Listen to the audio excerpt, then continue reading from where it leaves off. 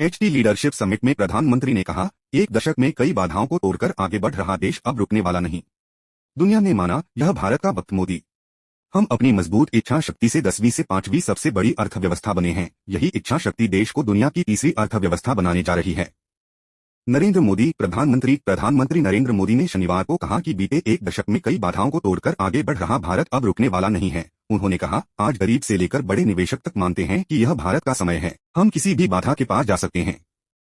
Hindustan times leadership summit में प्रधानमंत्री नरेंद्र मोदी ने कार्यक्रम की थीम बियॉन्ड बैरियर्स, बाधाओं से परे, का उल्लेख किया। उन्होंने कहा कि वर्ष 2024 के लोकसभा चुनाव नतीजों में लोग सत्तारूढ़ भाजपा को बाधाओं से परे समर्थन करते दिखेंगे। प्रधानमंत्री मोदी ने कहा, देश का मध्य वर्ग हर यात्रा में साथ खड़ा नजर आता है। वर्ष 2013 में जहां 4 करोड़ आयकर रिटर्न दाखिल होते थे, वहीं 2023 में 7.5 करोड़ से ज्यादा रिटर्न दाखिल हुए हैं। लोगों की आय 5 गुना तक बढ़ी है। उन्होंने कहा कि भारत में मध्य वर्ग की बढ़ती आय और कम होती गरीबी बहुत बड़े आर्थिक चक्र का आधार बनने जा रही है।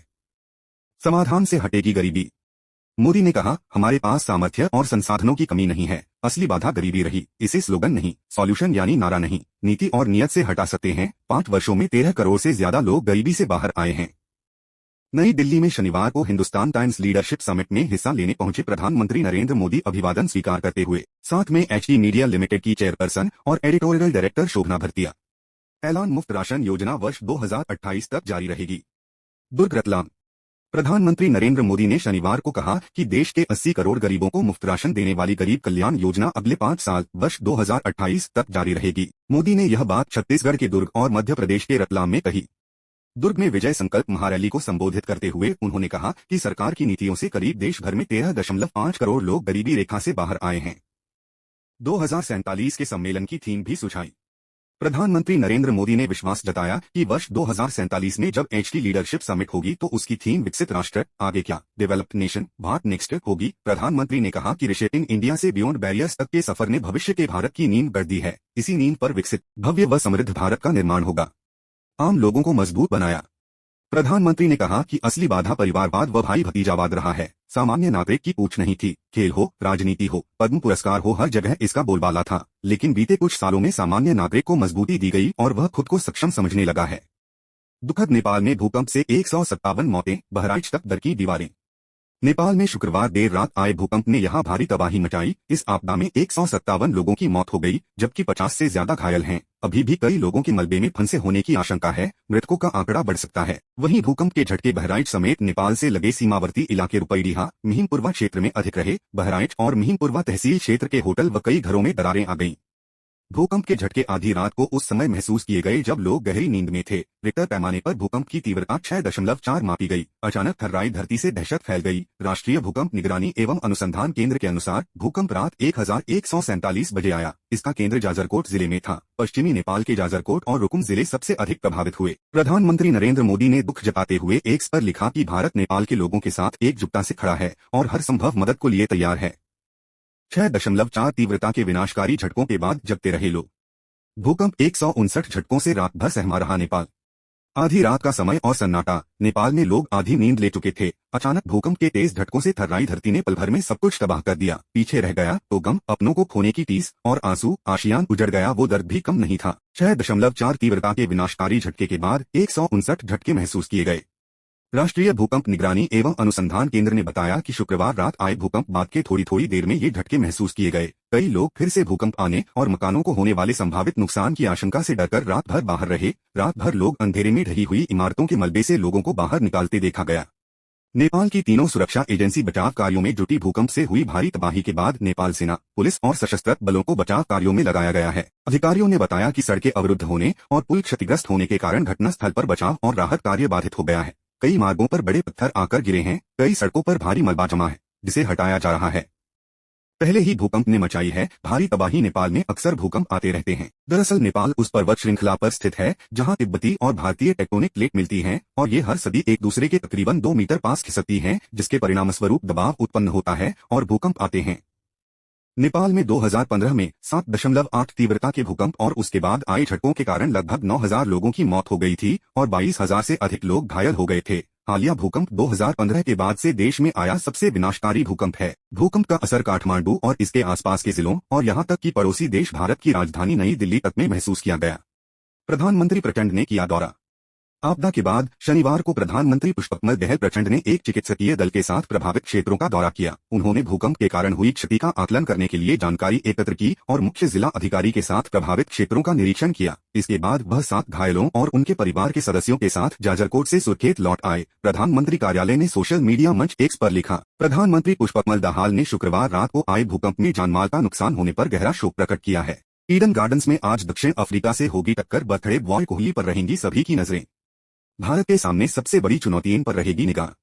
अंकतालिका की शीर्ष 2 टीमें भारत और दक्षिण अफ्रीका रविवार को जब ईडन गार्डन्स पर टकराएंगी तो दर्शकों का पूरा मनोरंजन भी होगा। रोहित एंड कंपनी लगातार 7 मैच जीत चुकी है। अश्वमेघ रथ पर सवार भारत व अफ्रीका के बीच कांटे की टक्कर देखने को मिलेगी। निगाह शीर्ष पर रहने की भारत ने अभी तक चैंपियन की तरह खेल दिखाया है। सेमीफाइनल में प्रवेश के बाद अंतिम दोनों लीग मैच में बड़ी जीत दर्ज करके उसके इरादे नंबर 1 पर बने रहने के होंगे। वहीं दक्षिण अफ्रीका को एकमात्र हार सिर्फ नीदरलैंड्स से मिली है। उसके बल्लेबाजों ने खूब रन बरसाए हैं। अब देखना यह होगा कि भारतीय तेज तिकड़ी दक्षिण अफ्रीका के लिए रन उगलते इन बल्लेबाजों के बल्लों की धार कैसे कुंद कर पाती है। दोनों टीमों के बल्लेबाजों के साथ ही गेंदबाज भी खूब आग उगल रहे हैं। कोहली का जन्मदिन। किंग कोहली रविवार को अपने 35वें जन्मदिन पर 49वां शतक जड़कर इसे यादगार बनाना चाहेंगे। वह न्यूजीलैंड और श्रीलंका के खिलाफ शतक के चूक गए थे। इससे सचिन के रिकॉर्ड शतकों की बराबरी का इंतजार बढ़ गया है। कोहली अब तक भारत के लिए टूर्नामेंट में सर्वाधिक 442 रन बना चुके हैं। ईडन कप्तान रोहित का भी पसंदीदा है। उन्होंने यहां नवंबर 2014 में श्रीलंका के खिलाफ वनडे क्रिकेट का सर्वोच्च स्कोर 264 रन बनाया था। 18 साल बाद ईडन में खेलेंगे दोनों। भारत और दक्षिण अफ्रीका 18 साल बाद ईडन गार्डन्स में खेलेंगे। दोनों ने पिछला मैच नवंबर 2005 में खेला था, जिसमें अफ्रीका ने टीम इंडिया को 10 विकेट से शिकस्त दी थी। अफ्रीका ने पहले भारत को 188 पर समेट दिया था। फिर लक्ष्य ग्रीन स्मिथ 134 नाबाद की शतकीय पारी से 35.5 ओवर में हासिल कर लिया था। सचिन के क्लब में शामिल हो सकते हैं विराट कोहली। अगर 70 रन बना लेते हैं तो वह ईडन में 400 रन बनाने वाले दूसरे बल्लेबाज बनकर सचिन 496 के क्लब में शामिल हो जाएंगे। कोहली ने 7 मैच में 47.14 की औसत से 330 रन बनाए हैं। वहीं रोहित 288 रन 12 रन बनाते ही यहां 300 रन बनाने वाले 5वें बल्लेबाज बन जाएंगे। कोलकाता के ईडन गार्डन्स में शनिवार को अभ्यास सत्र के दौरान विराट कोहली एजेंसी। हार्दिक विश्व कप से बाहर। प्रसिद्ध टीम में हार्दिक रखने की चोट से उबरने में असफल रहने के बाद विश्व कप से बाहर हो गए। आईसीसी के अनुसार 17 वनडे खेलने वाले तेज गेंदबाज प्रसिद्ध कृष्णा को हार्दिक की जगह टीम में शामिल किया है। हार्दिक ने एक्स पर लिखा, यह पचा पाना मुश्किल है कि मैं विश्व कप के बचे हिस्से में नहीं खेल पाऊंगा। सभी की शुभकामनाओं, प्यार और समर्थन के लिए शुक्रिया। कोहली के लिए खास केक।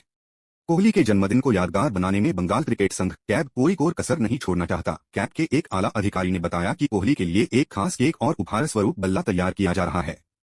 कीवी 400 रन बनाकर भी पाक से हारे। न्यूजीलैंड 400 रन का पहाड़ जैसा स्कोर बनाने के बावजूद भी जीत नहीं पाई। बारिश के चलते उसे शनिवार को डकवर्थ लुईस पद्धति से 21 रन से हार कर सामना करना पड़ा। फखर जमान ने 81 गेंद पर ताबड़तोड़ 126 और पाक कप्तान बाबर आजम ने 66 रन बनाए। अफ्रीका को फायदा। कीवियों की लगातार चौथी हार के साथ दक्षिण अफ्रीका आधिकारिक रूप से सेमीफाइनल में पहुंच गई। अब 2 स्थानों के लिए 4 टीमों में जंग है। न्यूजीलैंड ने रचिन रविंद्र 108 रन के शतक और कप्तान केन विलियमसन 95 रन के अर्धशतक के दम पर 6 विकेट पर 401 रन बनाकर विश्व कप का अपना सबसे बड़ा जबकि टूर्नामेंट का दूसरा बड़ा स्कोर बनाया। बारिश ने खेल रोका। पाक ने 402 रन के लक्ष्य का पीछा करते हुए जब 21.3 ओवर में 1 विकेट पर 160 रन बनाए थे तभी बारिश से खेल रोकना पड़ा। इसके बाद उसे 41 ओवर में 342 रन का संशोधित लक्ष्य दिया गया। उसने 25.3 ओवर में 1 विकेट पर 200 रन बना लिए थे और फिर बारिश आने से खेल दोबारा रोकना पड़ा। इसके बाद खेल दोबारा शुरू नहीं हो सका और पाक को विजेता घोषित किया गया। जमा ने रंग जमाया। फखर जमा का यह न्यूजीलैंड के खिलाफ इस साल चौथा शतक है। वह एक कैलेंडर वर्ष में एक प्रतिद्वंद्वी के खिलाफ रिकॉर्ड सैकड़े लगाने वाले 5वें बल्लेबाज बन गए। वह वेस्टइंडीज के डेसमंड हेंस 4 बनाम ऑस्ट्रेलिया, भारत के सचिन 4 बनाम ऑस्ट्रेलिया, ऑस्ट्रेलिया के रिकी पोंटिंग 4 बनाम न्यूजीलैंड, कोहली 4 बनाम श्रीलंका के क्लब में शामिल हो गए। सबसे तेज शतक जड़ने वाले पाक क्रिकेटर बने। फखर जमान ने विश्व कप का पहला शतक मात्र 63 गेंद में 9 छक्कों और 6 चौकों से जड़ डाला। यह किसी भी पाकिस्तानी का वैश्विक टूर्नामेंट में सबसे तेज शतक है। उन्होंने इमरान खान 95 गेंद बनाम जिम्बाब्वे 2007 का 16 साल पुराना रिकॉर्ड तोड़ा। यह जमा का वनडे में 11वां शतक है। रचिन पहले क्रिकेटर। रचिन रविंद्र अपने पहले विश्व कप में 3 शतक लगाने वाले पहले बल्लेबाज बने। वह इस टूर्नामेंट 3 सैकड़े लगाने वाले पहले कीवी क्रिकेटर भी हैं। रचिन 25 साल से कम उम्र में विश्व कप में 3 सैकड़े लगाने वाले पहले क्रिकेटर हैं। पाक के खिलाफ पहली बार। विश्व कप में पहली बार किसी टीम ने पाकिस्तान के खिलाफ 400 या उससे अधिक रन का स्कोर बनाया। वहीं एक दिवसीय क्रिकेट में कीवी ऐसा करने वाली दूसरी टीम है। इससे पहले 2016 में इंग्लैंड ने ट्रेंट ब्रिज में 3 विकेट पर 444 रन बनाए थे। 15 साल बाद 400 न्यूजीलैंड ने 15 साल बाद 400 का आंकड़ा छुआ। उसने जुलाई 2008 में आयरलैंड के खिलाफ 2 विकेट पर 402 रन बनाए थे। वहीं विश्व कप में उसका इससे पहले सर्वश्रेष्ठ स्कोर 6 विकेट पर 393 रन था, जो 2015 में विंडीज के खिलाफ बनाया था।